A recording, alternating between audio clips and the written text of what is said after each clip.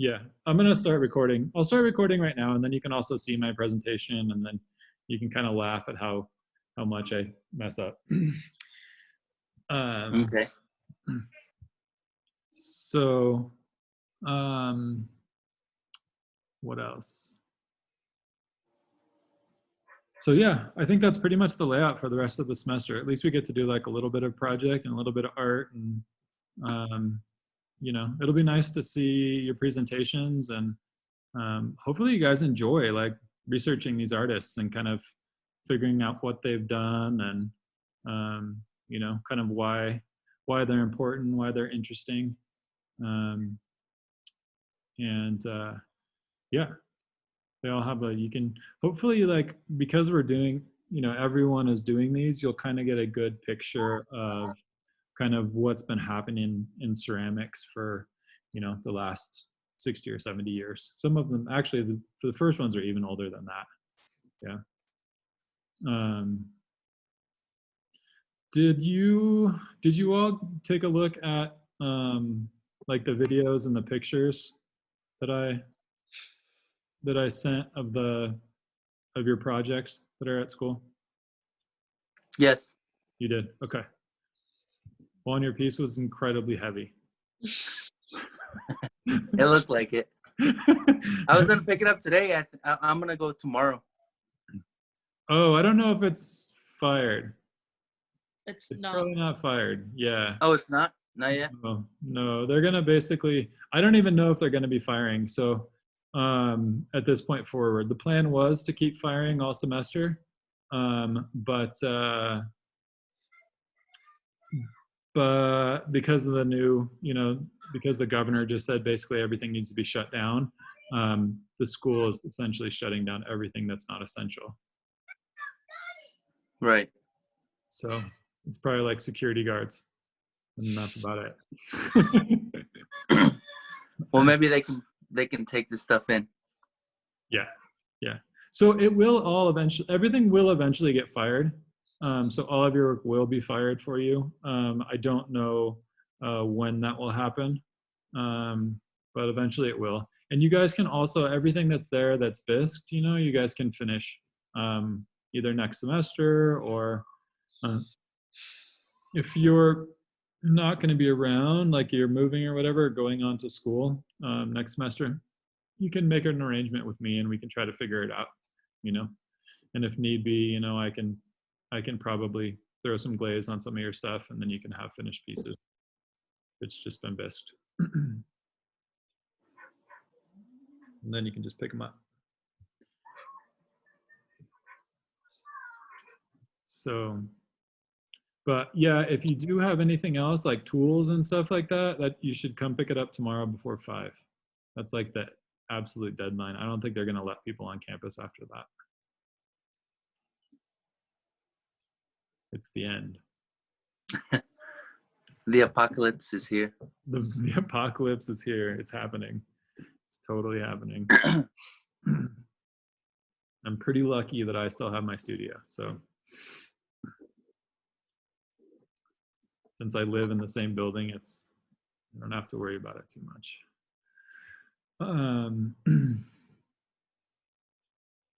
So what else can I tell you guys?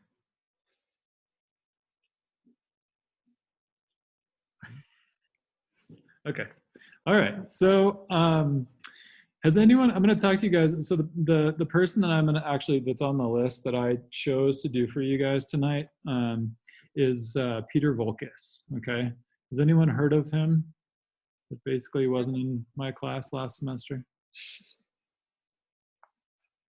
No. So he's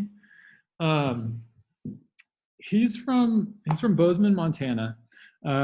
He was I think he was like pretty artistic as a kid.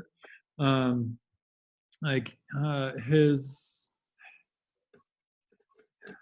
don't know, like he did painting and drawing and stuff like that. I don't know too much specifically about what he did as a kid.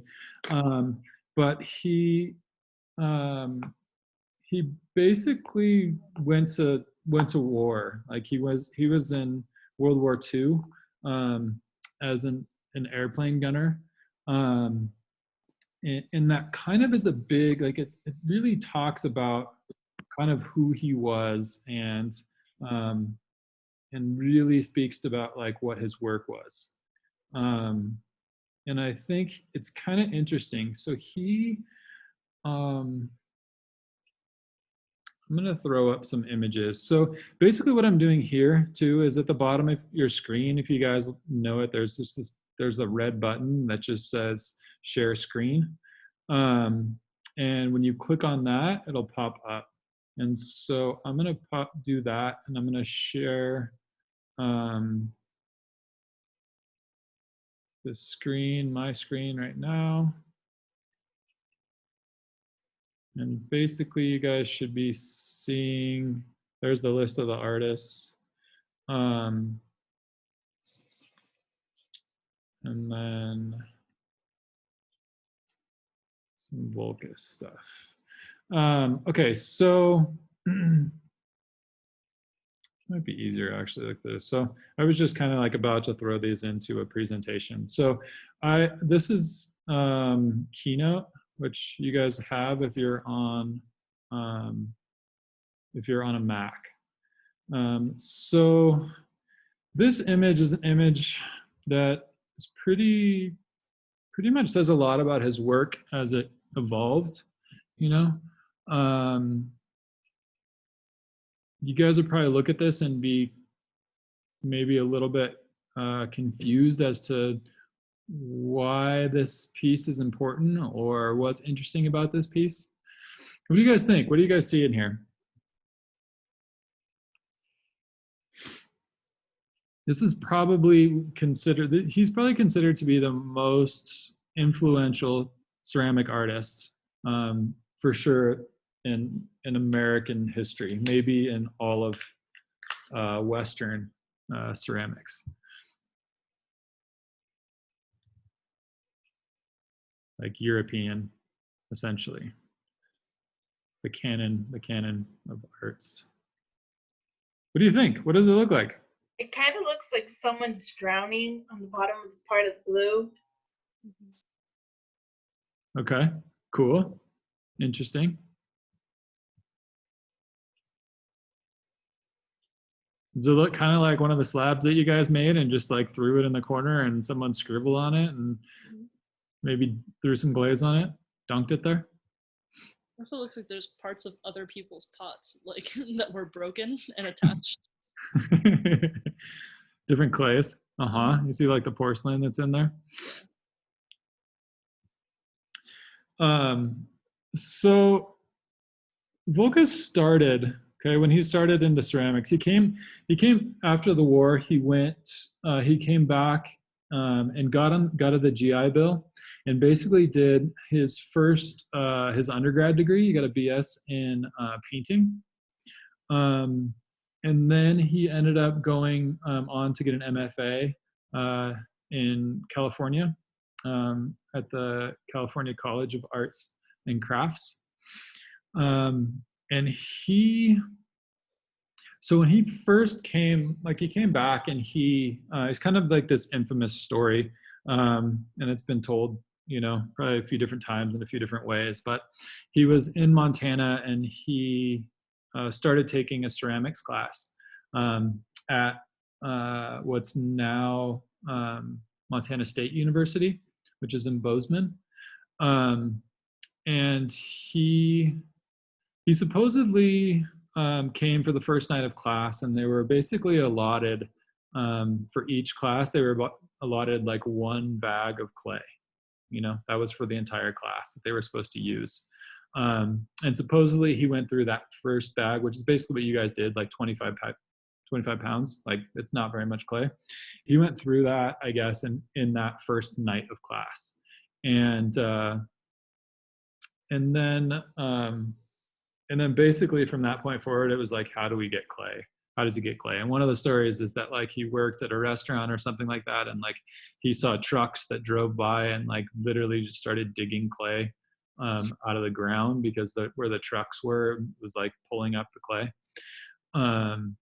so there's all these stories, but anyways, he like became this super prolific artist. He was making a ton of work, and he was really studying like kind of traditional pottery forms, you know. So he was making things like this pot that's right there in front of you, or like lidded jars like this. Basically, really carefully crafted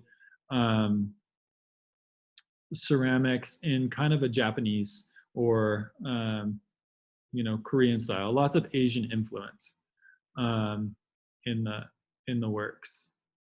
So this would be like a teapot, and a tea set, and then another teapot is here. And he became pretty famous. Like he was starting to be known for making this work and for being really prolific. He got some awards and some notoriety. And then like he was asked to go to this school and teach a 3-week course with a couple other famous ceramic artists, some of his like mentors actually. This place is called Black Mountain College. Okay, and this is in North Carolina, and it's kind of like an avant-garde school. Essentially, the two themes of the school was, one is that art is an essential part of an education. Okay, so that was one of the tenets, and then the other tenet was really that there wasn't there wasn't a defined like structure. They really wanted to like bring both instructors and students into the same level. Okay, so those were kind of like what the school was about. And the person that founded the school, essentially, he left another position in academia. I think it was in Florida, basically because of the administration, and he wanted something that was very different. So anyways,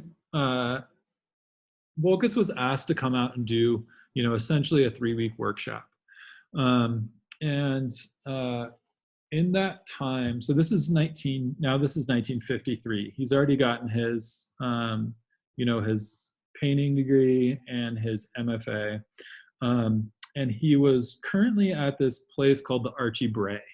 And the Bray was, it's an old brick factory in Montana. And at the time, the factory was still, running, and they had, they were making hundreds of thousands of pounds of clay, and pushing it through and making bricks. And they made, bricks for tons and tons of buildings. So essentially what he did, he went there and became kind of one of their first residents. Him and Rudy Audio essentially were these two ceramic artists. And you'll learn about Rudy Audio in another presentation. But that program, that residency program that started with them, was essentially, it's basically become kind of the premier residency program in the country. So it's like now it's a very different looking thing. The brick factory is shut down. And it's really just the residency and program that's there. And there's typically, I think, about 4 or 5 residents that are there year round. And they have like state-of-the-art facilities. And then in the summers, they have this like kind of this big opening. They have this big room where they have a bunch of summer residents. So there's like probably 15 people there during the summer. Anyway, so he was kind of the one who started that with Rudy Audio. But he was asked to go to Black Mountain, and it was Black Mountain where he first like started to work and see and be around people. So this was like this point in his life that was like this big change, from being a traditional potter to like being able to see and do like kind of more avant-garde, more like current, more visceral work. he basically like that school is just full of like a bunch of people that became really, really famous, and some of them are already famous. And he had a history of painting too, so he was really into some of the people who were there, like John Cage and William de Kooning, and you know, a bunch of basically a bunch of people. Like it was just this place, I think, that was like kind of just teeming with creativity. So he went there, and then like essentially this is maybe to give you an idea of kind of what it would look like, you know, in this like teaching situation. Like this is not like, you know, it's not typically normal, you know, to have this kind of place, or um, this kind of school essentially. um, so when he finished, basically this piece is kind of what was one of like his big transitional pieces. And it's called Rocking Pot.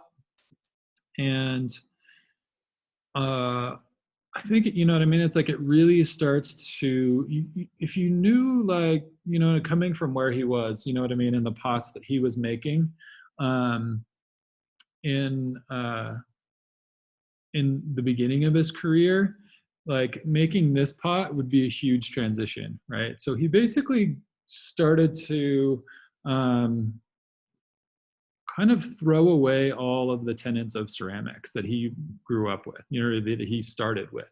He started, instead of like with the perfect pot and working with that and having these really clean lines, he started just tearing up pots, literally putting holes in them to kind of show that.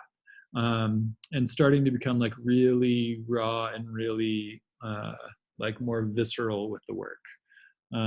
This is kind of another little version of one of those torn up pots. And it was basically that whole idea of kind of like, you know, like this history of ceramics is not, it's not really enough. Like he wanted to do more, you know. Um, and then pieces like this one's called Sitting Bull. It's basically um, it's basically a slab and throne form. We started getting bigger, like making a lot larger sculptures. And then he moved into, so he was just like really, his work was basically really getting into like pushing and moving and shifting and tearing and really working with the clay in different ways. These were a series of works that he created called stacks, um, and most of these in this big work was fired in a big onigama kiln that that was built and kind of maintained by this guy Peter Callis. And him and Peter Callis ended up making work together for a long time. Like, I don't know, many people consider it to be like his most influential period. But so when he got back from, this is like a little bit jumping ahead, this piece.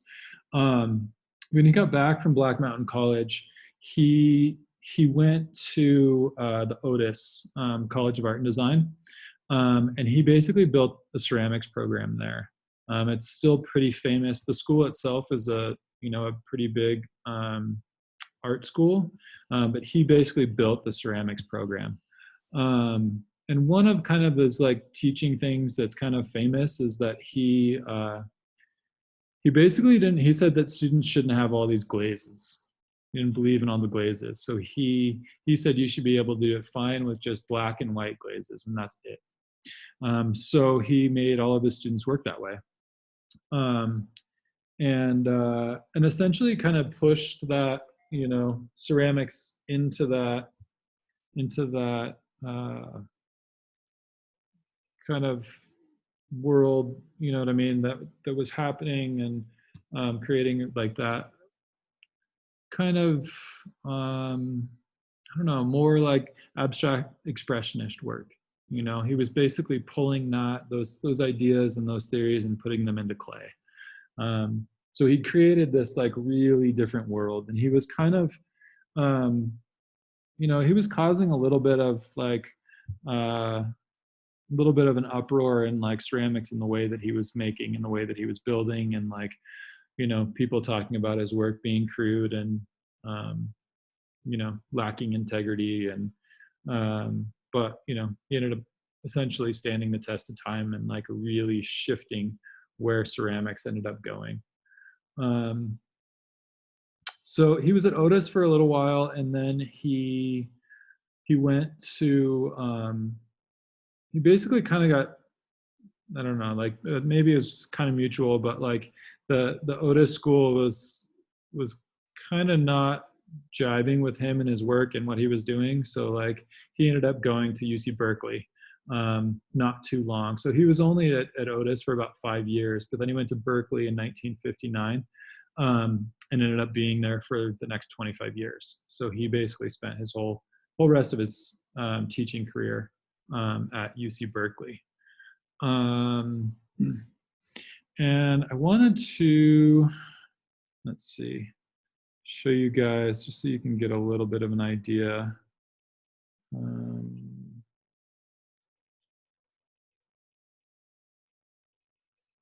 Let's see.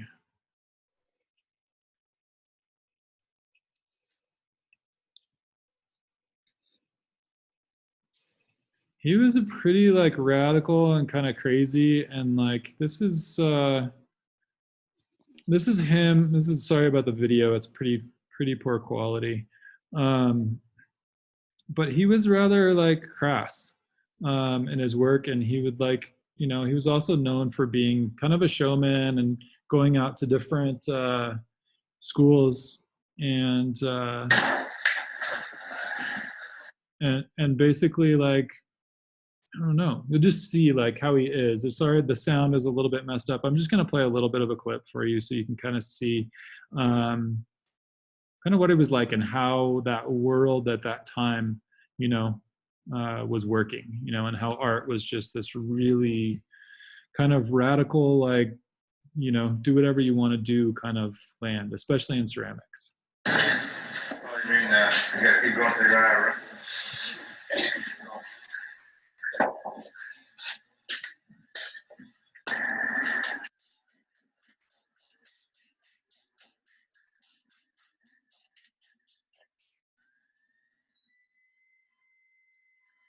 The wheel is so loud. But he's known for like throwing these really large forms, and like in this workshop, it's like he's sitting there like, I don't know, drinking coffee and smoking cigarettes, and like, you know, it's like it's just a very different world, you know, where he was going. And there was kind of a nice quote in here that I actually wanted to hear, but anyways, I'm going to show you one more video. That's not it.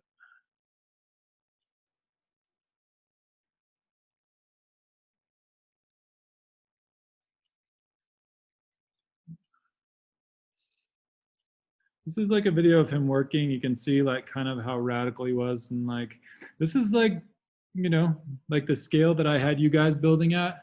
This is like a little larger than that scale, you know, making these pretty giant pieces. And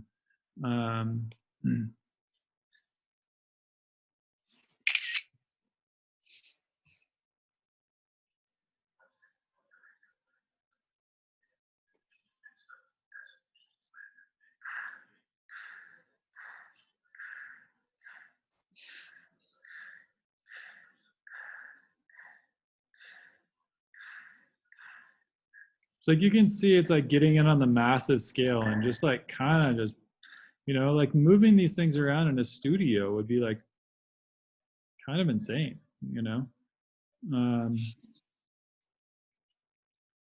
Really playing around with like how clay works, kind of its nature, you know, tearing it and hammering it, and you know,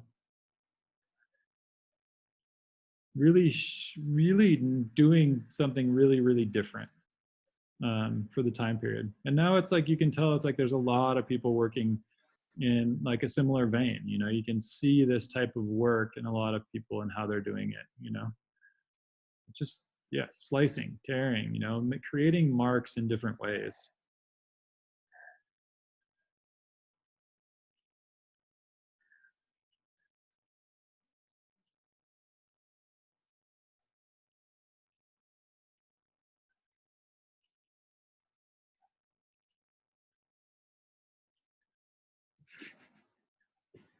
It's such a character, I think.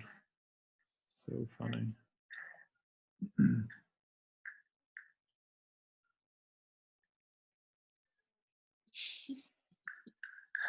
Film in the background looks like the one at the school right now.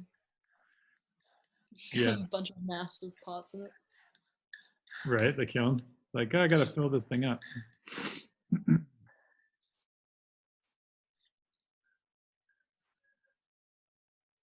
And there's one more quick video. This one. It kind of shows him making, and I like this video. It's pretty small, but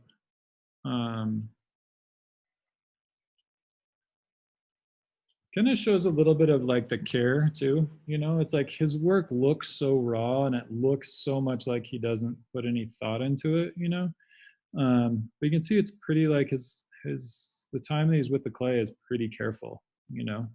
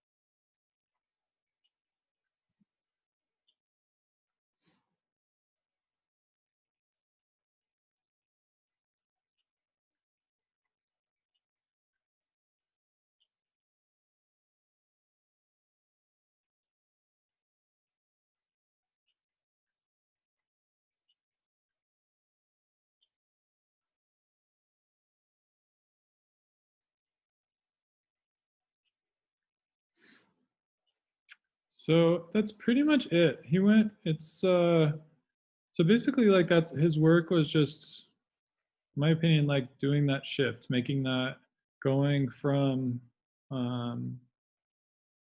that world of very controlled and very historical and very perfect pots, you know, and shifting it and basically allowing, you know, he kind of freed up the rest of ceramics in order to create things that like were totally radical. Um, so I don't know. We kind of owe a little bit to him to like, to you know, say that we can build things and not have to worry so much about them being perfect, you know, and kind of being able um, to see like how mark making can be something, you know, that tells like a story of how it was made, you know, that tells more of a story of like an expressionist, like an abstract expressionist kind of philosophy of working with clay. And you know, so anyways, that's the story of Voulkus as far as from my world. um,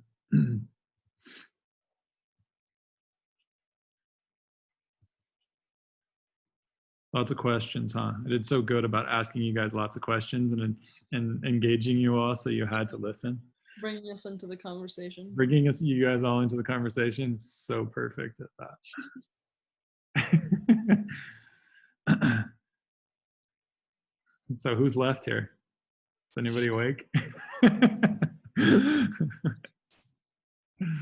That was a very good. So, well, thank you. I appreciate that, Jesse. So you guys now have an idea of what I'm looking for, kind of? Yeah. Yeah, I do. Okay, cool. Well,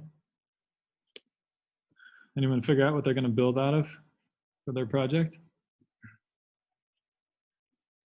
Tin foil. Lots and lots of tin foil. Cool. Yeah, Tinfoil's good. good material. It's a good material. Tinfoil's good. I like that one. String, yarn, anything, whatever you guys can find. So actually, I think it's kind of fun and interesting to see. I'm curious as to what you guys are going to come up with.